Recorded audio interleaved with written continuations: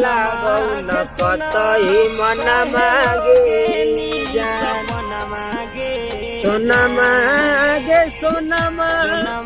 कहे हो गे सपना मागे जान गे सपना मागे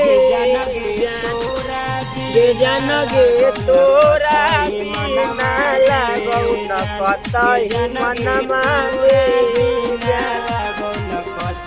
तोरा बिना कैसे जियत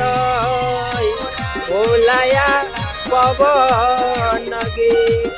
देखी के सोहाऊ नहीं अरती करत नगे तू ही हलही जान हमारा दुनिया जहन मागे जान हे गे दुनिया जहन मागे जान गे तोरा बिना लागौ न कतही मन मागे जान ठीक है।